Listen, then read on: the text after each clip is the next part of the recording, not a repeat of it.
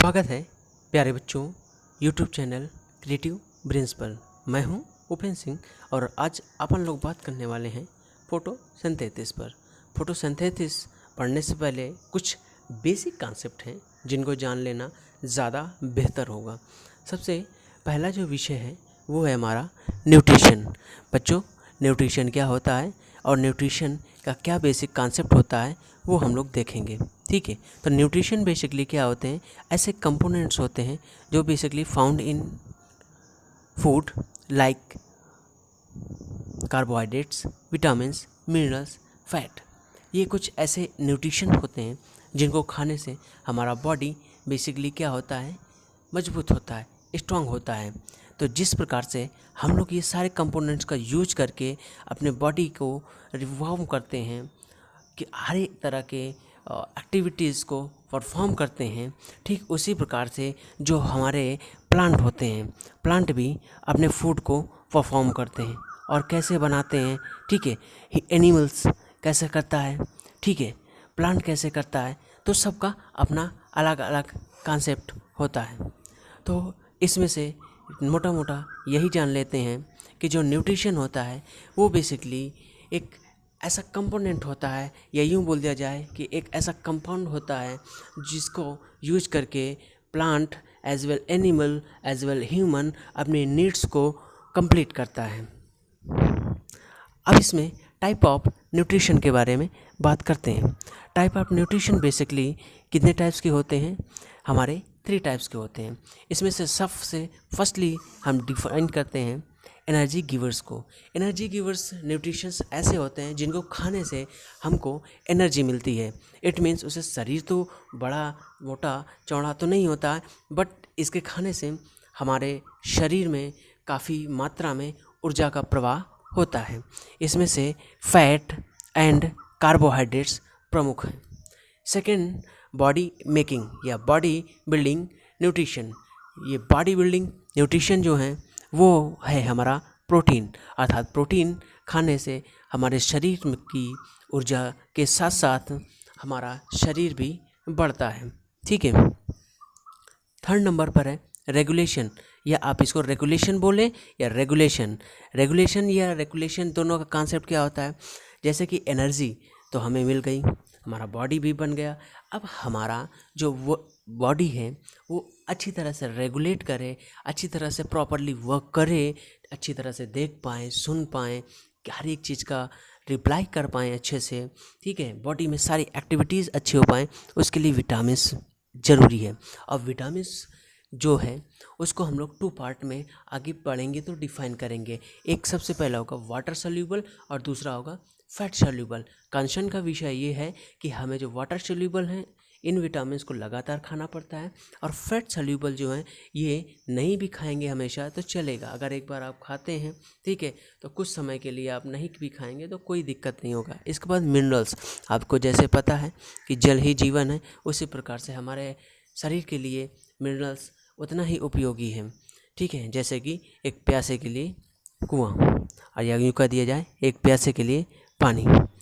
तो हम लोगों ने टाइप्स ऑफ न्यूट्रिशन देखा। अब हम देखेंगे mode of nutrition. Mode of nutrition में बेसिकली हम लोग ये 2 टाइप्स के होते हैं, पहला ऑटोट्रॉपिक और दूसरा हेटरोट्रॉपिक। जो ऑटोट्रॉपिक्स होते हैं, ऑटोट्रॉपिक्स बेसिकली प्राइमरी प्रोड्यूसर्स होते हैं। याद रखिएगा बच्चों, ये प्राइमरी प्रोड्यूसर्स होते हैं। इट मीन्स ये अपना फूड खुद यूटिलाइज करते हैं, बनाते हैं और उसी को यूटिलाइज करते हैं। बट वहीं पर हेटरोट्रॉपिक होते हैं, ठीक है, वो अपने फूड के लिए डिपेंडेंट नहीं होते हैं, वो इंडिपेंडेंट नहीं होते हैं, डिपेंडेंट होते हैं दूसरे पर। जैसा कि अपन लोग दूसरे पर डिपेंडेंट है, हम लोग अपना भोजन खुद नहीं बना सकते हैं। उसमें से हमारे एनिमल, ह्यूमंस हैं। कुछ और भी पैरासाइट न्यूट्रिशंस होते हैं जो किसी प्लांट पे, जैसे कि अमरबेल, जो लताएं होती हैं पेड़ों में छली होती हैं, वो पैरासाइट्स हो गई, वो दूसरे पर निर्भर हैं। ठीक है, तो ये बेसिकली था किसके बारे में, मोड ऑफ न्यूट्रिशन के बारे में। आई होप समझ में आया होगा। अब अपन लोग आज का मेन टॉपिक के बारे में बात करता है, और जिस टॉपिक का नाम है basically autotrophic mode in nutrition, basically photosynthesis.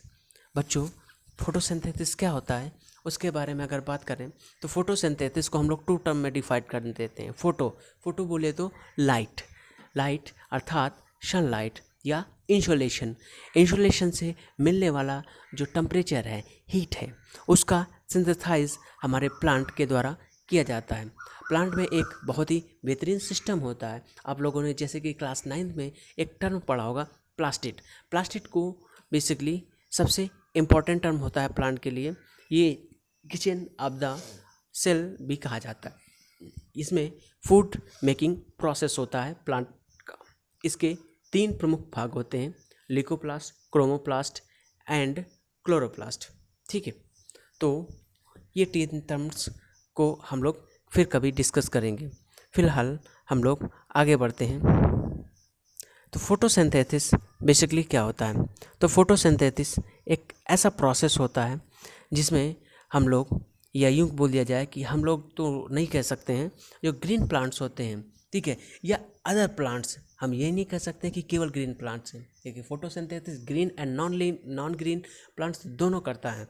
तो फोटोसिंथेसिस एक ऐसा प्रोसेस होता है जिसमें ग्रीन प्लांट्स या अदर प्लांट्स, ठीक है, वो क्या करते हैं, लाइट एनर्जी को, वही मैंने बोला ना अभी कि इंसुलेशन, उसकी एनर्जी को केमिकल एनर्जी में चेंज कर देता है। प्यारे बच्चों, किस में चेंज कर देता है? केमिकल एनर्जी में। During process in the green plants, light energy capture use to convert water, carbon dioxide, minerals, oxygen and energy rich organic compound. तो याद रखना है प्यारे बच्चों, यहाँ पर फोटोसिंथेसिस के दौरान जो प्लांट जिन चीज़ों को हेल्प लेता है उसके कंपोनेंट्स के बारे में भी हमें जानकारी रखना ज़रूरी है। उसमें से जैसे कि water, carbon dioxide, minerals, oxygen, energy as well organic compound, ये सारी की सारी चीज़ें बहुत ही इम्पोर्टेंट्स हैं। अब इसके बाद प्यारे बच्चों हम लोग पढ़ जानेंगे कि कंपोनेंट्स क्या हैं। तो कंपोनेंट्स है क्लोरोफिल, वाटर, कार्बन डाइऑक्साइड। इसके अलावा कुछ और भी टर्म्स हैं, उसके बारे में भी बात कर लेते हैं, जैसे कि Ga3P। ये प्यारे बच्चों एक ऐसा केमिकल कॉन्सेप्ट होता है जो फोटोसिंथेसिस के बाद जो फूड बनाया जाता है प्लांट के द्वारा, जैसे कि बोला जाता है ग्लूकोज, जिसका केमिकल फार्मूला होता है C6H12O6। प्यारे बच्चों याद रखिएगा, ये ग्लूकोज का फार्मूला होता है। इसके अलावा ऑक्सीजन ये भी प्रोड्यूस होता है। इसके अलावा फोटोसिंथेसिस में जिस चीज़ का सबसे ज़्यादा उपयोग होता है वो होता है बेसिकली वाटर का, कार्बन डाइऑक्साइड का, और यहाँ पर जो सबसे कॉमन चीज़ है जो बन करके तैयार होता है वो होता है ATP। आपने माइक्रोकांडिया के संदर्भ में ATP का यूज़ तो पढ़ा होगा, एडोनिसिन ट्राइफॉस्फेट, और वैसे ही NADP। ठीक है, तो NADPH जो होता है ये रिएक्टेंट्स होते हैं, अर्थात ADP तो सन के प्रेजेंस में वर्क करता है, बट जब सन प्रेजेंट नहीं होता है उस टाइम NADPH वर्क करता है। तो प्यारे बच्चों ये आई थिंक आपको समझ में आया होगा। अब हम लोग एक एक कंपोनेंट्स को डिफ़ाइन करते हैं। सबसे पहले अपन लोग डिफ़ाइन करते हैं क्लोरोफिल क्या होता है। प्यारे बच्चों, क्लोरोफिल आल्सो इसको क्लोरोफाइल भी बोलते हैं। ये एक ऐसा टर्म्स होता है या एक ऐसा ग्रीन पिगमेंट होता है जो ग्रीन प्लांट्स में पाया जाता है। ग्रीन प्लांट्स के अलावा ये साइनोबैक्टीरिया, जब आप लोग बैक्टीरिया का डिफ़ाइन करेंगे तो बैक्टीरिया को हम लोग 2 पार्ट्स में डिफ़ाइन करते हैं बच्चों, एक आर्की बैक्टीरिया होता है, एक यू बैक्टीरिया होता है। तो यू बैक्टीरिया में टर्म्स में यूज होता है ब्लू ग्रीन एल्गे या साइनोबैक्टीरियाज। तो इसमें भी कुछ मात्रा में क्लोरोफिल पाया जाता है। तो क्लोरोफिल एक इसमें हो गया, ग्रीन प्लांट्स में हो गया। तो क्लोरोफिल बेसिकली जो एल्गे होते हैं जैसे कि मैंने अभी बताया, और जो प्लांट्स होते हैं उनमें पाया जाता है। ये बेसिकली क्या होते हैं, ये डेराइव्ड होते हैं या यूँ बोल दिया जाए कि इसका जो टर्म ये निकल के आया है, ये एक ग्रीक वर्ड फाइलो से निकल के आता है, जिसका मतलब हो जाता है ग्रीन लीफ, जो एसेंशियल होता है, बहुत ही ज़्यादा एसेंशियल होता है फूड मेकिंग प्रोसेस के लिए during to photosynthesis in plant. क्योंकि ये एक ऐसा कॉन्सेप्ट होता है जिसमें कोई भी जो प्लांट होता है वो प्लांट अपनी लाइट एनर्जी को ट्रांसफॉर्म कर देता है एक केमिकल एनर्जी में। अब बच्चों बात करते हैं कार्बन डाइऑक्साइड के बारे में। कार्बन डाइऑक्साइड का कॉन्सेप्ट क्या होता है उसके बारे में हम लोग बात करते हैं। तो कार्बन डाइऑक्साइड बेसिकली क्या होता है, ये प्रेजेंट होता है एयर में। आपको पता है पूरे इन्वायरमेंट में जो एयर होती है 78% नाइट्रोजन, 20.98% हमारा ऑक्सीजन एंड रिमेनिंग गैस जो बचता है उसमें ढेर सारी गैसों में से एक गैस होती है हमारा कार्बन डाइऑक्साइड। तो कार्बन डाइऑक्साइड जो होता है ये हमारा प्रेजेंट होता है एयर में, ठीक है। तो ये इसमें याद रखना है कि स्मॉल ओपनिंग कुछ सेल्स होते हैं जिसको बेसिकली हम लोग ये पिक्चर्स में दिया गया हुआ है, इसको बोलते हैं स्टोमाटा। स्टोमाटा बेसिकली कुछ ऐसे टर्म्स होते हैं जो एयर, जैसे कि अपन लोग का नोज़ है, हम एयर लेते हैं छोड़ते हैं, इट मीन्स एयर लिया और कार्बन डाइऑक्साइड को छोड़ दिया।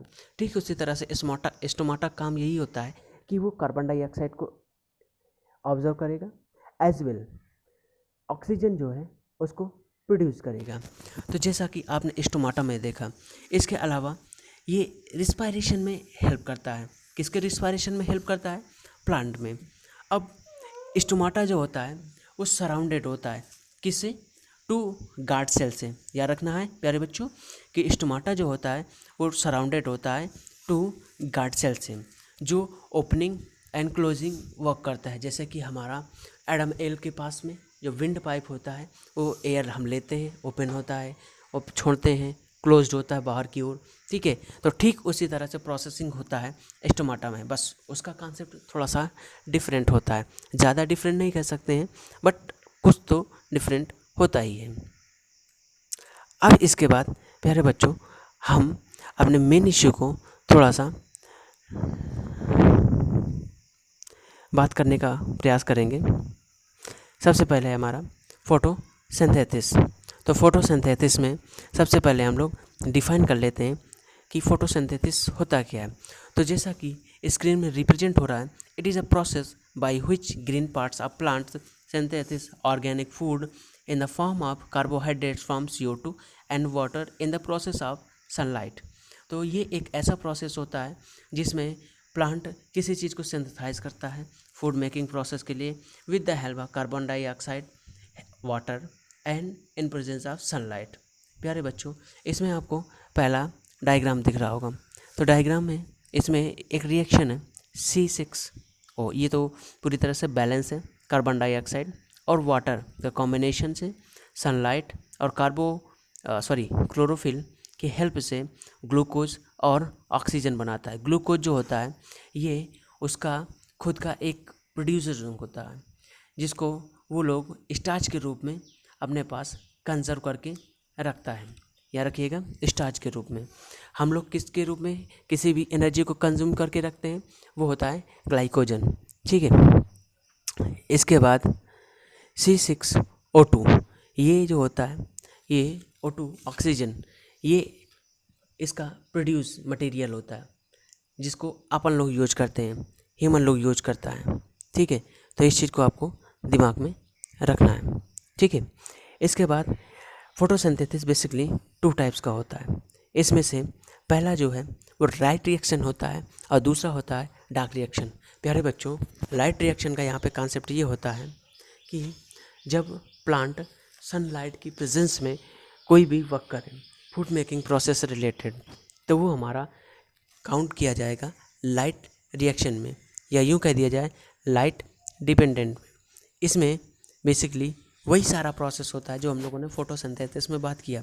इसमें भी H2O मिल करके 2 इलेक्ट्रॉन्स कंपाउंड करेगा, ठीक है। लेकिन वहीं पर अब सोचो कि रात नहीं है तो क्या रात में हम लोग खाना नहीं बनाते, हम लोग खाना नहीं खाते, तो क्या प्लांट भी सो जाते होंगे? या वो लोग भी फूड नहीं बनाते? बिल्कुल बनाते हैं प्यारे बच्चों। तो कैसे बनाते हैं उसका जो कॉन्सेप्ट है वो हम कहाँ पर रीड करते हैं? डार्क रिएक्शन पर रीड करते हैं। इसको बेसिकली लाइट इंडिपेंडेंट रिएक्शन भी बोलते हैं। इसमें क्या होता है, कोई भी प्लांट डायरेक्ट डिपेंडेंट नहीं होता है सनलाइट पर, या यूँ बोल दिया जाए कि डायरेक्ट डिपेंडेंट नहीं होता है किसी भी तरह से कार्बन डाइऑक्साइड में। ये क्या करता है कि कैल्विन साइकिल, इसको मैं किसी दिन आपको किसी वीडियो में डिटेल में बताऊंगा। अभी के लिए यही जान लेना ज़रूरी है कि हम लोग जैसे कि एक खाना खाने के बाद एक सर्टेन टाइम होता है, उसके बाद हमारा पेट भर जाता है और हम खाना बंद कर देते हैं। इट मीन्स हमारी नीड कंप्लीट हो गई और हमने खाना बंद कर दिया। प्लांट के साथ ऐसा नहीं होता। प्लांट अपना फोटोसिंथेसिस मॉर्निंग से लेकर के जब तक सनलाइट होता है तब तक फूड बनाता है। उसके पास कुछ बड़ी मात्रा में स्टार्च के रूप में एनर्जी एटीपी के फॉर्म में या एनएडीपीएच के फॉर्म में जो लाइट होती है या एनर्जी होती है वो कंज्यूम करके रखता है during the absence of sunlight. वो उस एनर्जी का यूटिलाइज करता है फूड बनाने में। उस फूड बनाने में जो हेल्प करता है वो एटीपी के साथ साथ एनएडीपीएच, ठीक है, नाइट्रोजन जो होता है वो बेसिकली क्या करता है, इसके साथ कंपोज हो जाता है और फोटोसिंथेसिस वर्क करता है। और उसमें जो प्रोड्यूस गैस होगी वो प्यारे बच्चों वो ऑक्सीजन नहीं होगी, वो होगी कार्बन डाइऑक्साइड। लेकिन कुछ प्लांट इसके एक्सेप्शन हैं, जिनमें से हमारा पीपल है का वृक्ष है, वट का वृक्ष है। ये 24/7 ये ऑक्सीजन ही प्रोड्यूस करते हैं। तो प्यारे बच्चों हम लोग इसके बारे में किसी अलग से वीडियो में बात करेंगे कि आखिरकार ऐसा क्या प्रोसेस होता है कि जिसमें वट और पीपल के वृक्ष 24/7 आवर्स ऑक्सीजन प्रोड्यूस करते हैं। अब कुछ इवेंट्स होते हैं जो फोटोसिंथेसिस के दौरान होते हैं। इस इवेंट्स में बेसिकली जो हमारा फर्स्ट है वो क्या होता है, observation of the light energy by chlorophyll, ठीक है। सेकेंड होगा हमारा conversation light of to chemical energy by slipping water molecules into the hydrogen oxygen. ये सेकेंड हमारा प्रोसेस है जो अकरिंग होता है फोटोसिंथेसिस के दौरान। तीसरा है रिड्यूशन ऑफ कार्बन डाइऑक्साइड, ठीक है, याद रखिएगा, कार्बोहाइड्रेट्स के फॉर्म में। इसके बाद हम लोग अपन लोगों ने क्लोरोप्लास्ट के बारे में देखना है। तो क्लोरोप्लास्ट बेसिकली क्या होता है कि any of the chlorophyll containing organelle, जैसे कि मैंने अभी थोड़ी देर पहले बताया था कि जो प्लास्टिक होता है प्यारे बच्चों उसको हम लोग 3 पार्ट्स में डिवाइड करते हैं। एक होता है ल्यूकोप्लास्ट, क्रोमोप्लास्ट, क्लोरोप्लास्ट, ठीक है। तो याद रखिएगा जो क्लोरोप्लास्ट होता है it is responsible for green plant, okay. But जो नॉन ग्रीन प्लांट होते हैं, जैसे कि अगर प्लांट ग्रीन नहीं है, येलो कलर का, रेड कलर का है या कुछ डिफरेंट है, तो उसके लिए जो रिस्पॉन्सिबल होता है वो होता है क्रोमोप्लास्ट। बट अगर प्लांट ग्रीन के अलावा और किसी कलर भी में भी नहीं है, इट मीन्स कलरलेस है, जैसे कि वाइट है, तो उसके लिए रिस्पॉन्सिबल कौन होगा, वो होगा हमारा ल्यूकोप्लास्ट। तो याद रखना है कि ये जो कंपोनेंट्स ऐसे होते हैं कि जहाँ पर क्लोरोफिल वर्क नहीं करेगा वहाँ पर ल्यूकोप्लास्ट, क्रोमोप्लास्ट या फिर क्लोरोप्लास्ट वर्क करेगा। तो आई होप इसमें आपके जो भी डाउट्स थे वो क्लियर हुए होंगे। तो प्यारे बच्चों आपके जो भी डाउट्स हैं वो आप कमेंट बॉक्स में छोड़ दीजिए, ठीक है। और आई होप आपको ये वीडियो अच्छा लगा होगा। आपके जहाँ पे डाउट हो या जहाँ पर नहीं समझ में आया वहीं पर आप रिज्यूम कीजिए वीडियो और फिर से उसको देखिएगा, और आई होप आपको समझ में आएगा, ज़रूर समझ में आएगा। ओके, थैंक फॉर वॉचिंग प्यारे बच्चों। लास्ट, इस चैनल को सब्सक्राइब कीजिए, लाइक कीजिए, अधिक से अधिक लाइक कीजिए, एक मोटिवेशन मिलता है मुझे। शेयर कीजिए और बेल आइकन ज़रूर दबाइए ताकि जो नई वीडियो आए उसका अपडेट आपको मिल पाए। नेक्स्ट वीडियो आपको किस टॉपिक पे चाहिए वो टॉपिक आप मुझे सजेस्ट कीजिए, नहीं तो मैं सीरीज़ से 1 बाय 1 करके इसमें अपलोड करूँगा ही करूँगा, ठीक है। बट आपको लगता है कि ये टॉपिक सर हमें ज़्यादा ज़रूरी है, उस टॉपिक के बारे में अगर आप हमें बोलते हैं तो उस टॉपिक के बारे में मैं प्रेफर करूँगा कि उस टॉपिक का वीडियो मैं पहले बनाऊँ। आई होप आपको वीडियो समझ में आए होंगे। Thank you for watching. जय हिंद।